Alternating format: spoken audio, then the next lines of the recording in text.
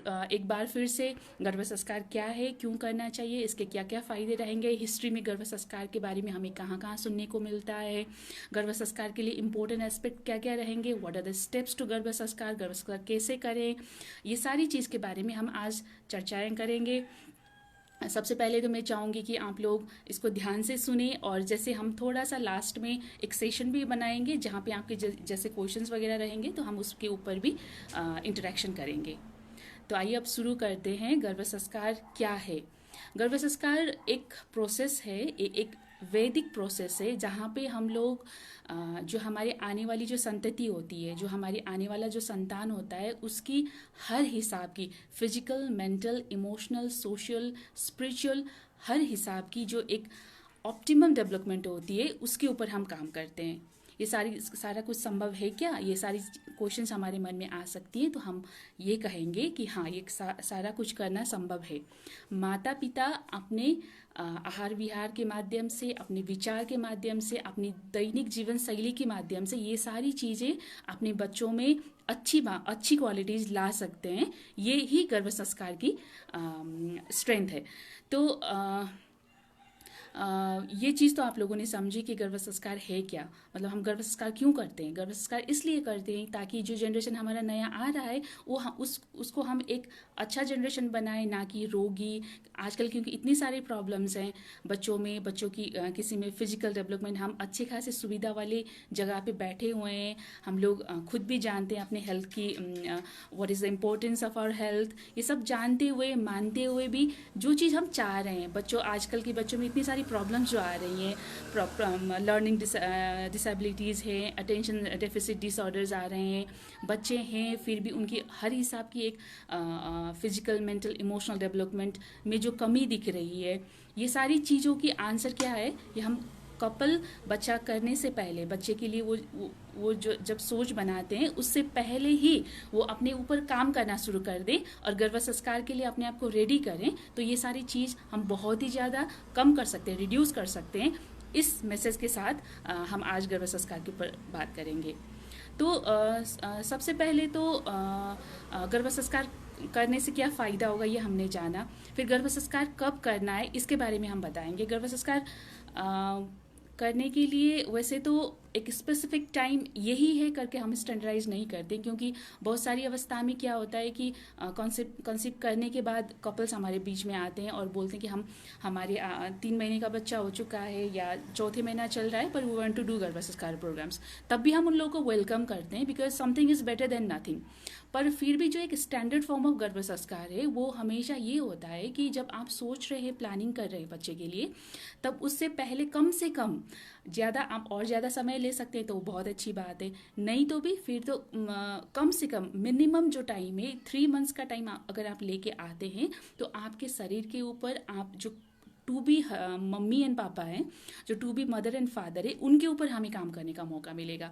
क्योंकि आप जैसे स्थिति में अभी हैं, इतने सारे स्ट्रेस के बीच में आप हैं, इतने सारे किसी किसी को कुछ डिजीज़ के इश्यूज़ भी हो सकते हैं, ऑलरेडी बहुत सारे इश्यूज़ के बीच में हम घिरे रहते हैं। तो इन सब से हम थोड़ा सा निकल के ऊपर उठ के उससे थोड़ा सा हम बाहर निकल के बच्चे के लिए प्लान करें तो सही रहता है। जैसा जैसा चल रहा है उसी के बीच हम प्रेगनेंसी भी ले लेते हैं और फिर सब कुछ एकदम अनमैनेज सा हो जाता है। इससे अच्छा ये है कि अगर जब आप सोच रहे हैं बच्चा कि चलो अब हमें बच्चा करना है, तो उस टाइम पे आप लोग ये करें कि कम से कम 3 महीने का समय ले और 3 महीने के टाइम पे अपनी फूड, अपनी लाइफस्टाइल, अपनी सारी आपकी जितनी भी रूटीन लाइफ है उसको आप एक अच्छे तरीके से एक प्रॉपर कोऑर्डिनेटेड वे में एक प्रोग्राम की तरह आप लेके जाएं और उसके बाद आप बच्चे को प्लान करें तो डेफिनेटली रिजल्ट्स, बहुत ही अच्छे रिजल्ट्स आएंगे।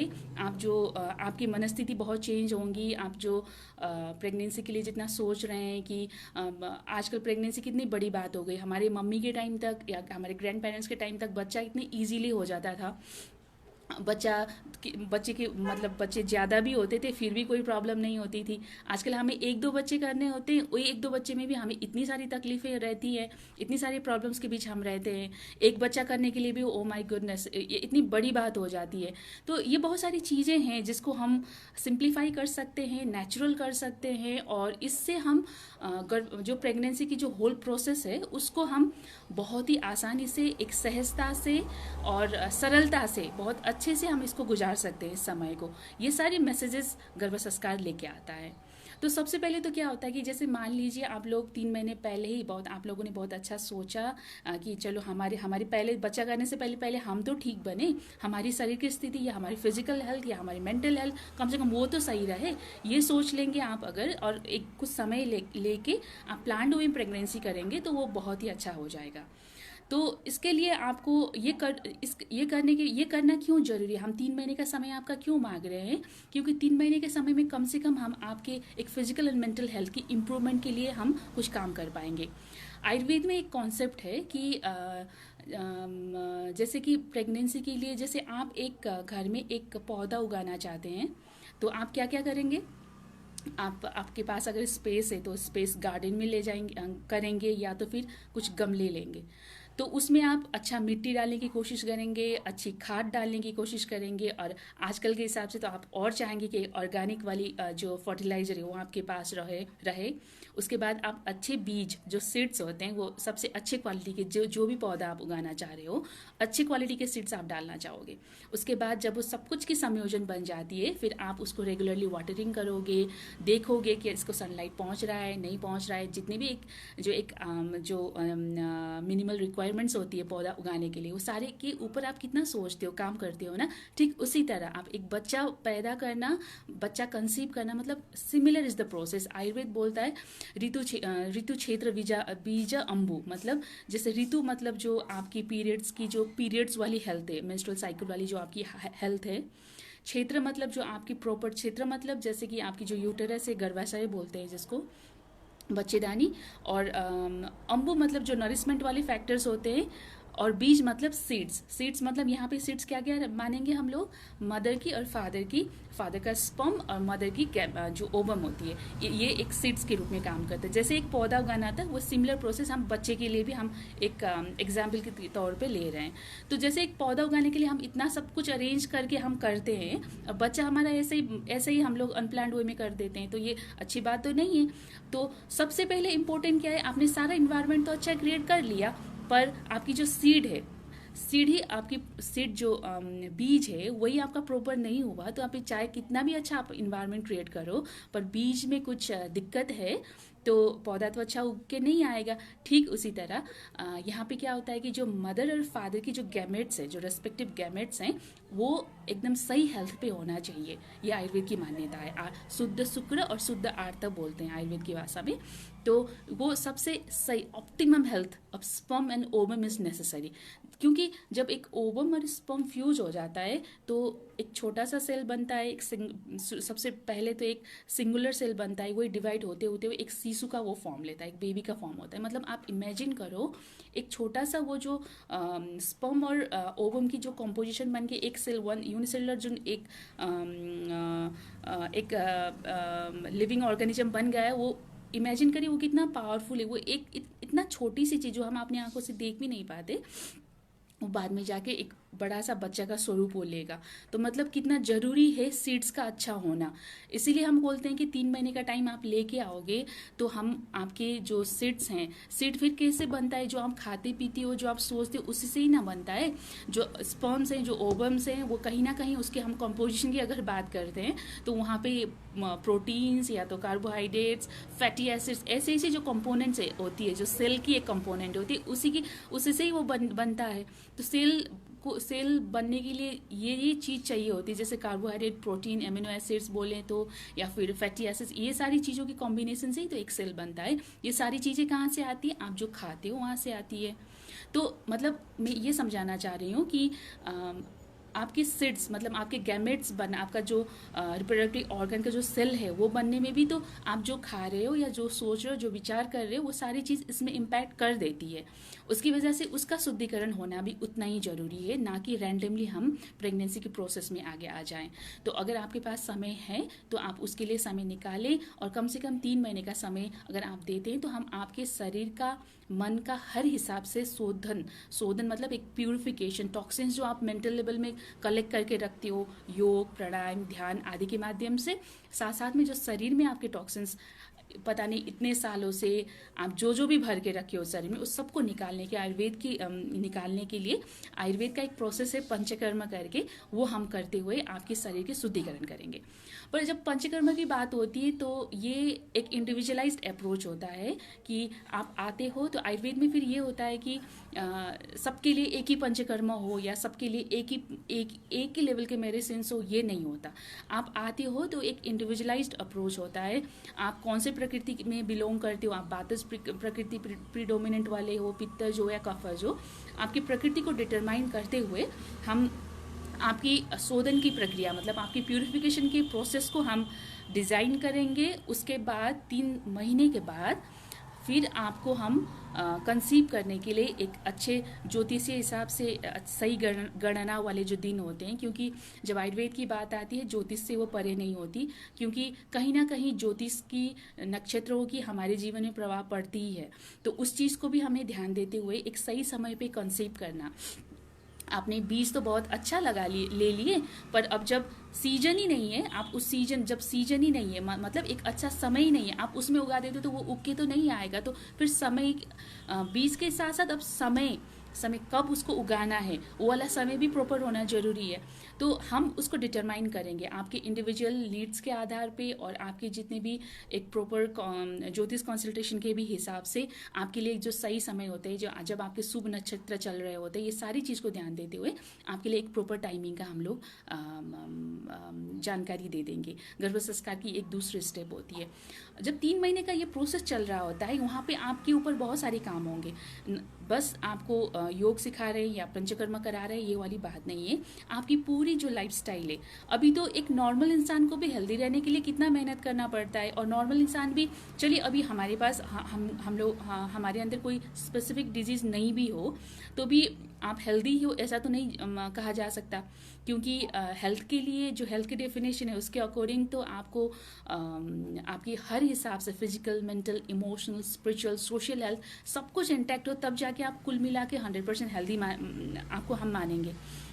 तो ये सब चीज़ें तो शायद आज की डेट में हम इतने सारे स्ट्रेस में रहते हैं, इतना काम करना पड़ता है, सब कुछ मैनेज करना पड़ता है, ये सब चीज़ें संभव नहीं रहती। उस हिसाब से भी आपके ऊपर एक अच्छा खासा काम किया जाएगा कि आपके लिए एक अच्छी सी रूटीन जो आपकी प्रकृति डिमांड करती है, जो आयुर्वेद में प्रकृति का डिस्क्रिप्शन है, उस हिसाब से आपकी पूरा लाइफस्टाइल, आपके खान पान कैसे होने चाहिए, ये सारी चीज़ को हम एक प्रोग्राम की तरफ से एक कस्टमाइज्ड अप्रोच के हिसाब से आपकी जो बेसिक नीड है, एक इंडिविजुअलाइज्ड अप्रोच के हिसाब से वो हम करेंगे। उसके बाद फिर आप लोगों ने 3 महीने का जो शुद्धिकरण का प्रोसेस आप लोगों ने फॉलो कर दिया, अब आप उससे एक स्टेप आगे जाओगे जहाँ पे आपको एक सही गाइडेंस, ज्योतिषीय गाइडेंस के हिसाब से सही तरह के जो डेट्स होते हैं उसमें आप कंसीव कर सकते हो। उसके लिए हम आप लोगों को इनकरेज करेंगे, उसमें ज़रूरत के हिसाब से संतान कामिष्टि यज्ञ करके, ये बहुत सारी चीज़ें, ये एक किस्म की मेंटल जो शोधन होता है, मेंटल क्योंकि जैसे कि हम पूजा पाठ करते हैं घर में और यज्ञ वगैरह करते हैं तो हमारे अंदर स्वतः एक तरह की पॉजिटिविटी आ ही जाती है, हम उसको नकार नहीं सकते हैं। तो उसी तरह से इस प्रोसेस में भी ये सारी चीज़ हम करते हैं। ये सारा चीज़ होने के बाद अब एक फाइनली एक समय कंसीव करने के लिए एक पार्टिकुलर समय, एक अवस्था आपको बोलने के बाद या काउंसिल करने के बाद अगर आप कंसीव कर लेते हो तो फिर आपकी एक चर्या होती है, गर्भिणी चर्या करके बोला जाता है, जिसको 9 महीने तक आपकी डाइट कैसे रहेंगी, आपका जो एक नॉर्मल रूटीन है, एक प्रेग्नेंट लेडी का नॉर्मल रूटीन, एक हेल्दी नॉर्मल रूटीन कैसा होना चाहिए, वो सारे ऊपर में आपकी प्रकृति के हिसाब से हम गाइड करेंगे। ये एक प्रोसेस रहेगा। और दूसरी चीज़, यहाँ पे बस कैसे खाना है या योग प्राणायाम बस करना है, ये वाली बस बातें नहीं रहेंगी। यहाँ पे बहुत सारी बातें रहेंगी कि आपको रिलैक्सेशन के टेक्निक्स, बहुत सारे रिलैक्सेशन के टेक्निक्स बताए जाएंगे। पॉजिटिव कैसे रहना है, पॉजिटिव रहना सबको पता है, पॉजिटिव रहना चाहिए, ये सबको पता होता है, पर कैसे रहना चाहिए, कुछ कुछ उसको उसको प्राप्त करने के लिए कुछ तो साधन होगा, कुछ तो वे होगा, कुछ ट्रैक होगा। उसको हम साइंटिफिकली कैसे आपको उस ट्रैक तक पहुंचाना है, आपके एक इंडिविजुअल नीड्स के हिसाब से। कोई कोई शांत स्वभाव के होते हैं, स्वतः भी थोड़ा सा कूल एंड काम रह सकते हैं।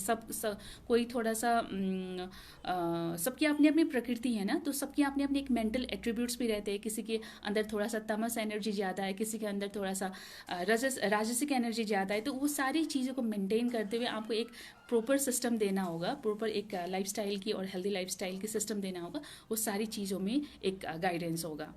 तो इसके बाद आप लोगों ने रिलैक्सेशन की बहुत सारी मैकेनिज्म्स और टेक्निक्स भी जानने हैं।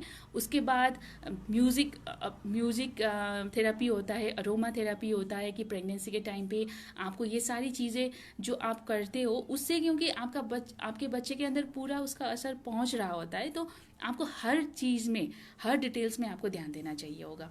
इसमें बहुत सारे रिसर्चेस भी हैं कि एक अच्छी म्यूज़िक तो बहुत सारी टाइप की हैं, तो उसमें भी आपको कौन सा म्यूजिक कौन से ट्राइमेस्टर में या कौन से स्पेसिफिक मंथ में कैसे यूज़ करना है, ये सारी चीज़ें भी उसके अंदर आएंगी। उसमें भी आपको गाइडेंस मिल जाएगा। फिर उसके बाद प्रेगनेंसी के दौरान आपको क्या करना है, क्या नहीं करना है, क्योंकि आजकल क्या हो गया है कि ज़्यादातर हम लोग न्यूक्लियर फैमिलीज़ में रहते हैं, हमारे पास अपने पेरेंट्स या ग्रैंड पेरेंट्स नहीं रहते। जो एक नॉर्मली भी जो एक गाइडेंस होता था, वो गाइडेंस हम लोग अभी के टाइम पे हम लोग नहीं पा रहे होते। तो उस टाइम पे बहुत सारे ऐसे क्वेश्चंस होते हैं, क्योंकि हम लोग हर रोज़ प्रेगनेंसी वाले केसेस में डील करते हैं। तो क्या होता है कि छोटी छोटी क्यूरीज, क्योंकि जो फर्स्ट टाइम प्रेग्नेंट हो रहा है उसके मन में इतने सारे क्वेश्चंस हैं, थोड़ा सा भी कुछ हो रहा है, कुछ हो तो नहीं जाएगा, मुझे क्या हो रहा है, ऐसा होता है कि नहीं, सबके साथ हो रहा है या बस मेरे ही साथ हो रहा है, ये सारे जितने भी जो छोटी मोटी क्वेश्चंस आपके मन में चलती रहती है, इन सारी चीज़ों के ऊपर भी हम आपको पहले से एक जागरूकता आपके अंदर रख देंगे, ताकि आपको ये सारी चीज़ों में एंग्जाइटी जो क्रिएट हो जाती है उससे भी आप लोग को सामना ना करना पड़े। ये सारा चीज़ रहेगा। प्रेगनेंसी के टाइम पे क्या करना है, क्या नहीं करना है, what are the dos and don'ts during pregnancy, ये सारी चीज़ें आपकी लाइफस्टाइल, आपकी खान पान, आपके व्यवहार, आपके विचार, सबके ऊपर एक डिस्कशन वाला माहौल बनेगा। उसके बाद फिर जैसे आपने नॉर्मल उसमें आयुर्वेद की क्या है कि जैसे हर महीने के हिसाब से गर्भिणी परिचर्या बोलते हैं, हर महीने के हिसाब से आपके डाइट्स में क्या क्या चीज़ इंक्लूजन में आना चाहिए, और आपकी प्रकृति के हिसाब से डाइट भी स्पेसिफिक रहेगी, और उसमें भी जो सप्लीमेंट्री हर्बल सप्लीमेंट्स की बात रहेगी, जो आपके बेबी के विकास के लिए हेल्प कर रही है, आपके वेलनेस के लिए हेल्प कर रही है, वो सारी चीज़ें भी मंथ के हिसाब से वहाँ पे आपको गाइडेंस मिलेगा। उसी के साथ साथ जैसे कि 8वें महीने में या 6ठे महीने में आपको एक सीमंतोनाइन संस्कार करना पड़ता है। उसमें क्या होता है कि बेबी की जो मेंटल डेवलपमेंट है वो चल रही होती है। आयुर्वेद के हिसाब से हम पंचमी मन षष्ठी बुद्धि करके चलते हैं, तो 6th मंथ में बेबी की जो मेंटल डेवलपमेंट या कॉग्निटिव फंक्शंस हैं वो बहुत अच्छे से उभर के आते हैं। तो आप जो जो कर रहे हो, जो सिखा रहे हो, जो समझा रहे हो, सारी चीज़ उसके अंदर चली जाती है। तो उस हिसाब से भी कब आपको क्या करना है, कौन से प्रोसेस में जाना है, म्यूजिक कब तक है, फिर आपको गर्भ संवाद करके एक बात होती है जहाँ पे आप अपने बेबी के साथ बात करोगे। जो आपका अनबर्न बेबी है, जो बच्चा आपके यूटेरस में, पेट में है, आप उसके साथ आपको कैसे कम्युनिकेट करना है, हस्बैंड एंड वाइफ उस प्रोसेस में कैसे आए, गर्भ संवाद के प्रोसेस में कैसे आए, ये सारी चीज़ों की जानकारी आपको दी जाएगी। देखिए आजकल हम लगभग हस्बैंड वाइफ दोनों काम करने वाले ही हैं ज़्यादातर, या नहीं तो भी फिर आपके हस्बैंड बाहर रहते हैं, काम करके शाम को आते हैं, या फिर आप घर में भी रहते हो। तो ये सारी काफ़ी कुछ टेक्निकल डिफ़िकल्टीज़ हैं। तो इसके बावजूद भी आपको एक प्रेग्नेंट होते टाइम आपको भी एक किस्म की एक अटैचमेंट, एक मेंटल सपोर्ट, ये सारी चीज़ों की ज़रूरत पड़ती है ना। तो वो सारी चीज़ को ध्यान देते हुए, जैसे बच्चे के लिए हम इतना केयर कर रहे हैं, तो फिर मदर के लिए भी तो एक सर्टेन केयर, उनके लिए भी बहुत सारी, मतलब उनके मन में इतना सारा क्वेरी चल रहा होता है कि क्या होगा, क्या नहीं होगा, कैसे होगा। ये होगा तो क्या होगा, वो होगा तो ये सारी कितनी सारी कन्फ्यूजन्स ये सब चीज़ चल रही होती है ना। तो एक मेंटल सपोर्ट की ज़रूरत जो गर्भिणी स्त्री है, जो प्रेग्नेंट लेडी है, उसको भी ज़रूरत पड़ रही होती है। तो एक गर्भ संवाद करके एक विधि है, उसमें हम क्या करते हैं कि फादर मदर टू बी, जो फादर मदर हैं वो रह के सुबह के टाइम या शाम के टाइम में जो भी समय आपके लिए फेवरेबल रहेगा, उस टाइम पे आप लोग अपने बच्चे के साथ कम्युनिकेट करोगे। उसका भी एक मेथड होता है, वो चीज़ भी हम लोग आप गर्भ संस्कार के प्रोग्राम्स के दौरान आप लोगों को सिखाया जाएगा।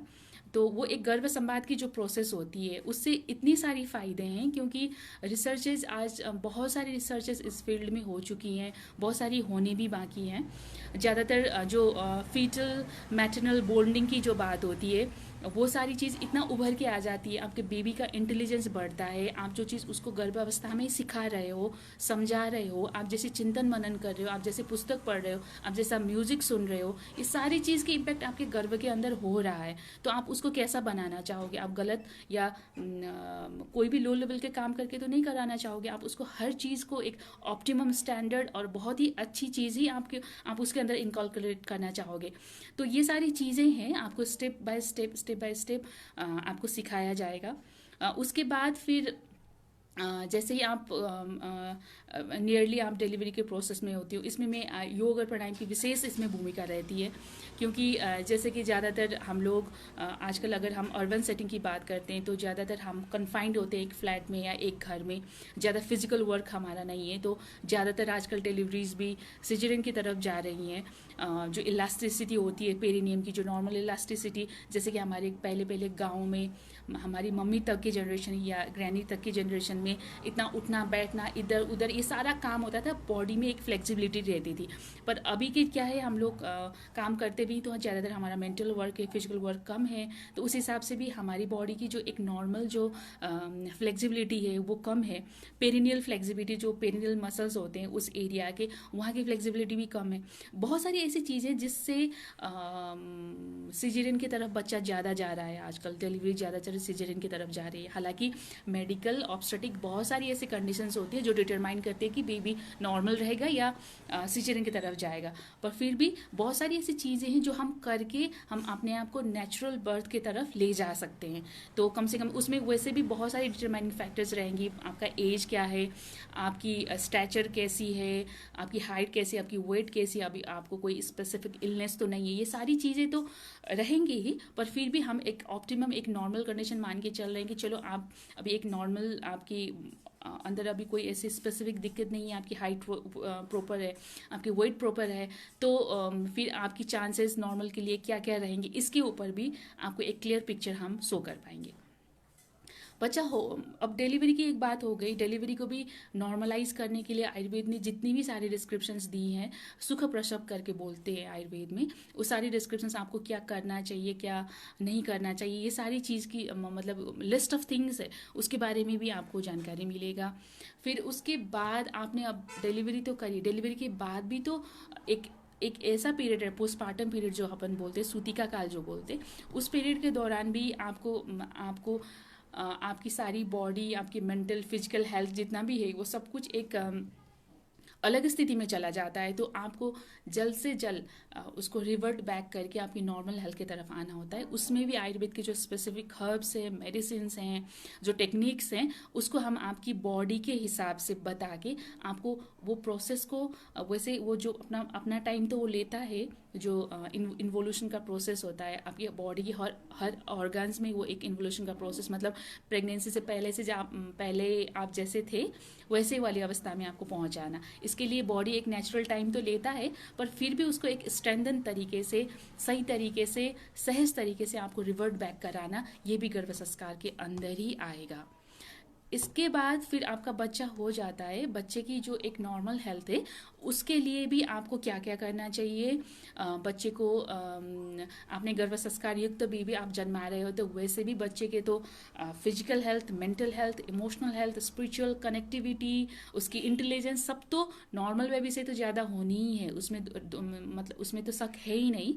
फिर भी उसकी इम्यूनाइजेशन, आजकल के डेट में हम इतने सारे इम्यून वैक्सीनेशंस की हम बातें सुनते हैं, तो आयुर्वेद में भी कुछ ऐसी चीज़ें हैं जो आपकी नेचुरल इम्यूनिटी को बढ़ाने के लिए, बच्चे की नेचुरल इम्यूनिटी को बढ़ाने के लिए मदद करेगी। ये सारी चीज़ों के ऊपर हम आपको एक आपके शरीर की, आपके व्यक्तित्व की, आपकी पर्सनालिटी की और आपकी प्रकृति के हिसाब से हम लोग आपको इसमें जानकारी देंगे। तो ये सारी चीज़ एक ओवरऑल पिक्चर मैंने आपको बताया। गर्भ संस्कार के लिए एक जो ओवरऑल पिक्चर है मैंने आपको बताया। इसमें आप लोगों की कोई स्पेसिफिक, ज़्यादातर लोगों ने ये बोला कि गर्भ संस्कार में क्या होता है, फिर ये कब से करना चाहिए, कब तक रहेगा, कब तक गर्भ संस्कार हम के अंतर्गत एक प्रेग्नेंट लेडी का केयर होता रहता है, ये सारी चीज़ आप लोगों ने पूछी थी। तो आई थिंक मैंने वो सारी क्वेरी जो आप लोगों ने पहले भेजी थी हम लोगों को, वो मैंने कवर कर ली होगी। अब इसमें ये एक वृहद विषय है ना, तो इसमें जनरलाइज हिसाब से मैं आपको यही करना है, ये करना है, ये करना है। इससे भी ज़्यादा इम्पोर्टेंट ये है कि आप आते हो तो आपकी जो बॉडी की नीड है, आप अभी जिस एज में हो, आप जिस आपकी वेलनेस की स्थिति को कैलकुलेट करते हुए ये सारी चीज़ आपके ऊपर डिज़ाइनिंग करके हम गर्भ संस्कार का एक स्पेसिफिक प्रोग्राम आपके लिए एक इंडिविजुअलाइज तरीके से दे सकते हैं। तो आप इस चीज़ में थोड़ा सा मनन करिएगा। बाकी गर्भ संस्कार करने के फ़ायदे के बारे में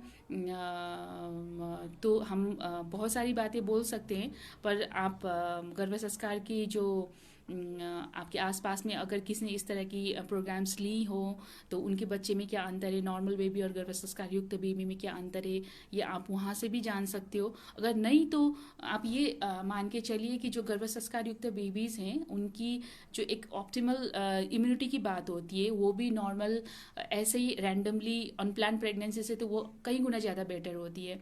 उनकी इंटेलेक्चुअल फंक्शनिंग की अगर हम बात करते हैं तो वो बच्चे बहुत ही इंटेलिजेंट, श्रुतिधर, चीज़ों को समझने वाले ये सब होते हैं। उनके अंदर एक जो मोरल कंडक्ट्स होती हैं, जो एक ह्यूमन की जो एक अच्छी आदतें होती हैं, क्योंकि आपने तो सारा चीज़ अपने पेट में रहते ही आपने बहुत सारी चीज़ उसको इनपुट दिया हुआ है ना, तो वो सारी चीज़ आपके ग्रोथ के बाद, मतलब डिलीवरी के बाद भी आप जैसे वो माइलस्टोन जैसे डेवलपमेंट के प्रोसेस में जाता है बच्चा, तो आप काफ़ी सारी चीज़ें उसमें देख पाएंगी और ये सारी चीज़ रहेंगी। ये सब चीज़ के अलावा भी आप लोगों को और कुछ जानना है तो प्लीज़ आप लोग नीचे मुझे कुछ लिख दें ताकि मैं आपको बता पाऊँगी कि आप जो सुनना चाह रहे थे वो हो गया या नहीं। इसमें कुल मिला के हम बहुत सारी चीज़ों में फादर मदर की हेल्थ के ऊपर काम करेंगे, जिसकी वजह से आपका जो आपकी जो गैमेट्स हैं, जो स्पर्म एंड ओवम की हेल्थ है वो प्रॉपर हो जाएगी, ताकि उसके फ्यूजन के बाद जो बच्चा आने वाला है उसका भी एक ऑप्टिमल हेल्थ होगा।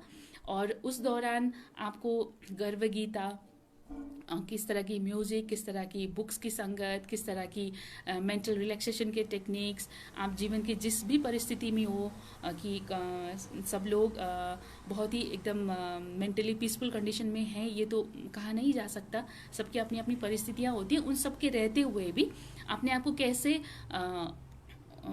सही रखना है, खुश रखना है, ताकि आपके गर्भ में उसका इम्पैक्ट ना पड़े, ये सारी चीज़ें इसमें रहेंगी। इसकी सारी जानकारी रहेंगी गर्भ संस्कार के प्रोग्राम्स के ऊपर। और जो सीमंतोनयन आजकल बेबी शावर की भी बहुत क्रेज रहती है हम लोगों के बीच में। सीमंतोनयन बेबी शावर की जो कल्पना थी वो सबसे पहले वैदिक काल में ही हुई है कि वहाँ पे गोद भराई रस्म करके हम बोलते थे, जब वहाँ पे घर के सारे रिलेटिव्स वगैरह का आना जाना, वो लोग प्रेग्नेंट लेडी के लिए गिफ्ट लेके आते हैं, फिर उनको ब्लेसिंग्स देते हैं। ये सारी चीज़ें क्यों किया जाता था, क्योंकि वहाँ पे लेडीज़ एक जैसे प्रेगनेंसी प्रोग्रेस होती जाती है तो लेडीज़ के अंदर एक क्यूरियोसिटी, एक एंग्जाइटी वाला फैक्टर भी बढ़ता ही जाता है कि क्या होगा, कैसा होगा, क्या नहीं होगा। ये सारी चीज़ों को सिंप्लीफाई करने के लिए या नलीफाई करने के लिए वो सबका कि सब लोग आते हैं घर में तो आप सब मेरे साथ हैं, या आपको मतलब कोई दिक्कत है तो हम आपके साथ हैं, मतलब ऐसा करके जो बड़े जब बोलते हैं तो एक लेवल की एक मेंटल रिलैक्सेशन मिल जाती थी। तो इसमें जो आजकल के जो बेबी शावर है उसको भी थोड़ा सा और परिष्कृत करते हुए वैदिक जो बेबी शावर है, जिसको हम एग्जैक्टली सीमंतोनयन संस्कार तो नहीं बोल सकते, पर फिर भी सम पार्ट ऑफ सीमंतोनयन संस्कार में इनकॉर्पोरेट करके आप लोगों को एक और हेल्दी वे भी आपको हम सिखाएंगे गर्भ संस्कार के प्रोग्राम के अंतर्गत ही। और स्पेशली आप लोग ये जानना चाहते होंगे कि इसमें प्रेगनेंसी के दौरान किस तरह के खान पान रहने चाहिए, नहीं रहने चाहिए। ये एक बहुत ही इंडिविजुअलाइज्ड अप्रोच होता है। मैं यहाँ से बोलूँगी, आप उसको लोगे, फिर सबकी बॉडी में वो फिट बैठे नहीं बैठे, ये भी एक बड़ी सी कन्फ्यूजन हो जाएगी। उसकी वजह से आप लोग ऐसी कोई क्वेरीज है तो आप लोग प्लीज़ आगे आएँ और हम लोग उसके ऊपर डिस्कस कर पाएंगे बाद के सेशंस में भी। और आप ये चीज़ ज़रूर ध्यान दीजिएगा, क्योंकि गर्भ संस्कार एक बहुत ही सेंसिटिव और डेलिकेट साइंस है, और इसको करने के लिए आजकल बस मीठी मीठी बातें करना गर्भ संस्कार का एस्पेक्ट नहीं है। गर्भ संस्कार इतनी सारी चीज़ों के ऊपर आपके ऊपर काम कर रहा है, तो ये एक बहुत ही बड़ा विषय है। बस कि आपको रिलैक्स होना है या म्यूज़िक सुनना है या अच्छा सोचना है, अच्छे बुक्स पढ़ने, ये बस इतना ही गर्भ संस्कार नहीं है। आप ये चीज़ क्लियर हो जाइएगा। और आप गर्भ संस्कार की जो फैसिलिटीज़ हैं वो कहाँ जाके ले रहे हैं, कैसे स्रोत से या कैसे सोर्स से आप उसकी सुविधाएं ले रही है, इसके ऊपर भी आप थोड़ा सा ध्यान दीजिएगा। क्योंकि आजकल मार्केट में बहुत सारे गर्भ संस्कार के लिए सेंटर्स या ऐसे काउंसलिंग्स चल रही हैं जो आपको पता ये होना चाहिए कि जो बैकग्राउंड से वो आ रहे हैं वो सही आपको सही सलाह दे पाएंगे कि नहीं दे पाएंगे। क्योंकि गर्भ संस्कार विशुद्ध एक आयुर्वेद की ही पद्धति में रहा हुआ विज्ञान है। तो जो आयुर्वेद के डॉक्टर्स हैं, साथ साथ में उनके टीम में बहुत सारे एक टीम मेंबर्स होते हैं। गर्भ संस्कार के लिए एक जन काफ़ी नहीं होता है। गर्भ संस्कार कैसे होता है, एक टीम वर्क से होता है। वहाँ पे आपको योग के स्पेशलिस्ट चाहिए होंगे, वहाँ पे आपको आयुर्वेदिक डॉक्टर्स चाहिए होंगे, वहाँ पे आपको एलोपैथिक के गायनिकोलॉजिस्ट चाहिए होंगे, म्यूज़िक टीचर्स चाहिए होंगे। वहाँ पे एक कंपोजिशन होता है। आप ऐसे कहीं पे भी अपने समय को और अपने रिसोर्सेज को खर्च मत करना जहाँ पे आपको लग रहा है कि आप गर्भ संस्कार ले रहे हो, कुछ अच्छा सुन रहे हो, समझ रहे हो, तो वही गर्भ संस्कार है। ये वाली भ्रम में आप मत रहिएगा। इतना कहते हुए आई थिंक हर एक टॉपिक पे बहुत सारी बातें हैं, पर मैं अभी सब कुछ आपके सामने बताऊं, खोलूं, ये भी उतना संभव तो नहीं लगता। क्योंकि जो बॉडी के इंडिविजुअल नीड्स के साथ नीड्स जैसे आती है, हम उस हिसाब से आपको एक डिज़ाइनिंग दे देते हैं। पर ये मैं आपको ये बता रही हूँ कि ये पॉइंट्स रहते हैं गर्भ संस्कार में, और ये पॉइंट्स में हम काम करते हुए आपकी मदर्स की हेल्थ, एक मदर की फिजिकल हेल्थ को अच्छी मेंटेनेंस करने के लिए उसको एक मेंटल सपोर्ट के साथ साथ में ही बच्चे का जो ऑप्टिमम फिजिकल, मेंटल, इमोशनल और स्पिरिचुअल डेवलपमेंट है, उस सब को अच्छा बनाने के लिए, अच्छा फंक्शनिंग करने के लिए गर्भ संस्कार के हर स्टेप्स उसमें अपना योगदान पहुंचाते हैं। और ये सब करते हुए आप एक बहुत ही अच्छे जनरेशन की कल्पना कर सकते हैं। और प्रेगनेंसी हम लोग के लिए थोड़ा सा डरावना जैसा, एक लेडी के लिए जो पहली बार मदर बन रही है कि पता नहीं प्रेगनेंसी के बाद क्या होगा, मेरी बॉडी कैसी हो जाएगी, ये कैसा होगा, वो कैसा होगा, ये सारी चीज़ भी उसके अंदर एक क्यूरियोसिटी, जनरल क्यूरियोसिटी रहती है। तो आप गर्भ संस्कार प्रोग्राम्स के अंतर्गत रह के ये सारी चीज़ों को, क्योंकि आप जैसे प्री प्रेगनेंट स्टेट में थे, पोस्ट में भी आप कैसे उसको जल्द से जल्द अटेन कर सकते हो, ये सारी बातें भी गर्भ संस्कार के अंदर आएंगी। आपको स्ट्रेंथन कराना, आपको अच्छा फील कराना, प्रेगनेंसी की होल जो जर्नी है उसको ज़्यादा से ज़्यादा इंजॉयबल बनाना, ज़्यादा से ज़्यादा मेमोरेबल बनाना गर्भ संस्कार के लिए गर्भ संस्कार आपको हेल्प कर सकता है। ना कि प्रेगनेंसी को लेके आप बहुत ही परेशान हो, या आपके मन में बहुत सारे क्वेश्चंस हैं, बहुत सारे क्वेरीज हैं, थोड़ा सा कुछ हो रहा है, आप हॉस्पिटल दौड़ रहे हो। ये सारी चीज़ से आपको बचाने के लिए और आपको अलर्ट मदरहुड या एक अलर्ट पेरेंटहुड, और बाद में भी बहुत सारी ऐसे अच्छे संस्कार जो हमारी परंपराओं से चली आ रही है, जो बीच में गैपिंग हो गया था, उसको फिर से एक बार रिकंस्ट्रक्ट करने के लिए, आपके अंदर उसको इनकल्केट करने के लिए, कल्टिवेट करने के लिए, आपके बच्चे में भी best out of the best generation create करने के लिए गर्भ संस्कार की ये सारी स्टेप्स आपको काम आएंगी। इतना बोलते हुए आई थिंक एक जो ब्रीफिंग थी गर्भ संस्कार के लिए ऊपर, मैं अभी इतना ही मैं कहना चाहूँगी। आप लोगों की तरफ से कुछ भी क्वेरीज हों तो प्लीज़ आप लोग मुझे बता सकते हैं, तो मैं उसके ऊपर कुछ चर्चाएं करूँगी। नहीं तो फिर हम आज के लिए विदा ले सकते हैं। मैं 1 मिनट वेट करूँगी। If there is any questions from your side, I will wait for a few minutes, then we will wrap up the program.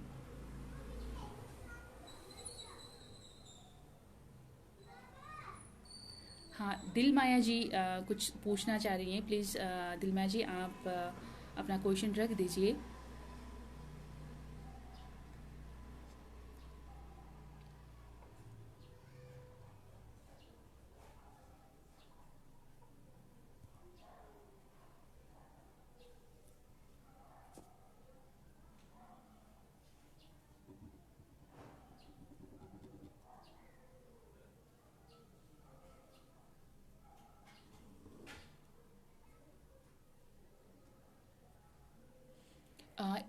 जब तक दिलमया जी अपना क्वेश्चन रख रही है, मैं एक चीज़ आपको ऐड ऑन करना चाहूँगी। जब विशुद्धि की, जब गैमेट्स या जो हम स्पर्म ओवम हेल्थ को इम्प्रोवाइज़ करने की जब हमने बात करी, तो उसके लिए कुछ प्रोसेसेस होती हैं।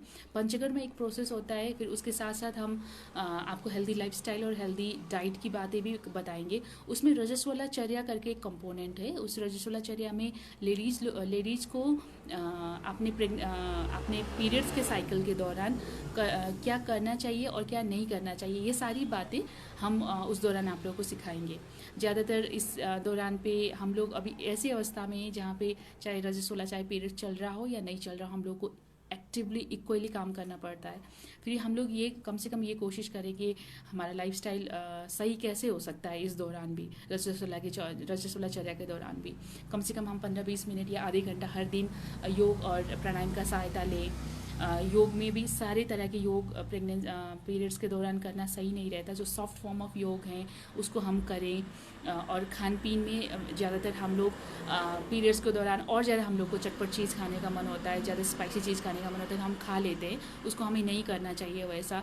कोशिश ये करनी चाहिए कि ज़्यादा से ज़्यादा हम सॉफ्ट डाइट, जो अपनी जो गेहूँ है, बार्ली, व्हीट, इस तरह की चीज़ों में हमें ज़्यादा रहना चाहिए। दूध का सेवन ज़्यादा करना चाहिए।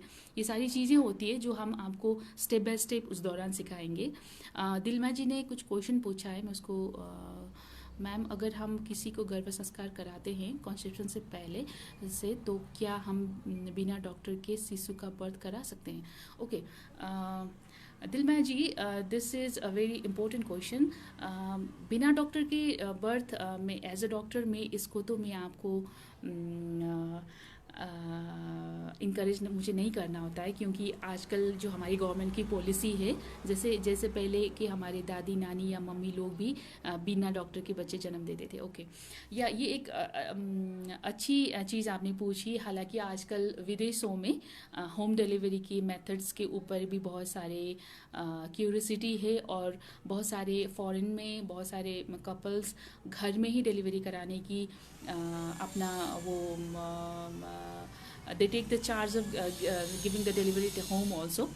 पर अभी जैसे हम अभी अपने ये नेपाल इंडिया लगाए के जो देश हैं, हम लोग की अपनी गवर्नमेंट की एक पॉलिसी होती है जहाँ पे इंस्टीट्यूशनल डिलीवरी ही कराना होता है कि आप लोग को सेफ मदरहुड बोलते हैं। सेफ डिलीवरी के लिए हमें हॉस्पिटल तक जाना तो पड़ेगा, पर आप ये चीज़ समझिएगा कि आप गर्भ संस्कार के एक प्रोसेस से जाने के बाद आपकी बहुत सारी चीज़ें ईज में आ जाएगी।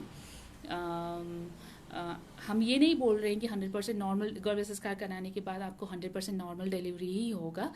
आपकी स्टैचर कितनी है, हाइट कैसी है, वेट कैसी है, बेबी का वेट कैसा है, और कोई प्रॉब्लम तो नहीं आई है, क्योंकि ऑब्स्टेट्रिक्स एक ऐसी विधा है जहाँ कभी भी इमरजेंसी आ सकती है। तो आपको ये अश्योर करा के हम गर्भ संस्कार नहीं करा रहे हैं कि आपकी 100% नॉर्मल डिलीवरी ही होगी, तो आप आराम से घर में ही करा सकते हो। No, this is not the right way to understand गर्भ संस्कार। आपको बहुत सारी चीज़ों में ईज हो जाएगा, ये हम बोलना चाह रहे हैं। और जैसे मैं एक बार फिर से रिपीट करूँगी, नेपाल इंडिया जैसे देशों में हम अब रह रहे हैं, तो इंस्टीट्यूशनल डिलीवरी ही गवर्नमेंट की पॉलिसी के अंतर्गत आती है, तो हमें उसको ही मान लेना चाहिए। आई होप दिलमया जी मैंने आपका क्वेश्चन का आंसर दे दिया है, आई होप सो। अगर आप कुछ और जानना चाह रही हैं तो भी आप मुझे पूछ सकते हैं।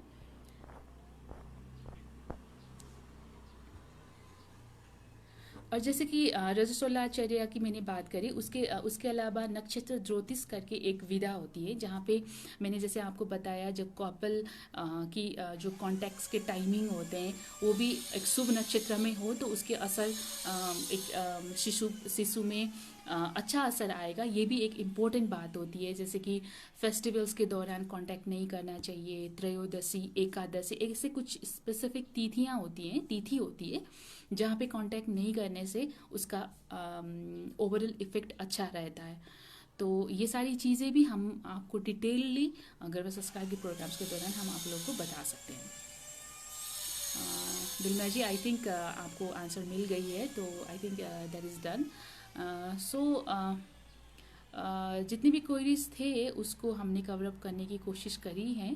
बाकी जैसा आप लोग चाहेंगे उस हिसाब से फिर हम गर्भ संस्कार के ऊपर और स्पेसिफिक चर्चाएं कर सकते हैं, क्योंकि स्टेप टू स्टेप है, कम से कम 10-12 स्टेप्स इसमें इन्वॉल्व होती है। तो 10-12 स्टेप्स के ही बारे में मैं आपको बताती जाऊँ तो it will be a very long programme.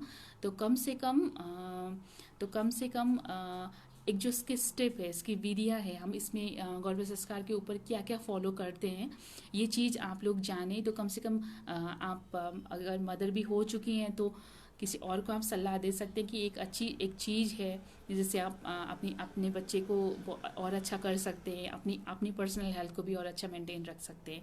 ये चीज़ आप मैसेज छोड़ सकते हो बाकी अपने रिलेटिव्स को, अपने फ्रेंड्स को। और जो बच्चा करने की सोच रहे हैं तो वो डेफिनेटली सोचना चाहेंगे आगे की गर्भ संस्कार तो अच्छी चीज़ है, तो हम उसके अंदर कैसे आ जाए, हम कैसे इनकॉर्पोरेट करें। तो ये सारी चीज़ें आप हम लोगों से कम्युनिकेट करते रहिएगा। हम बाकी के समय में भी ये बातें हमारी चलती रहेंगी। अभी मैं आप लोगों से विदा मांगती हूँ। I thank women health research foundation for this wonderful opportunity to reconnect again with you all.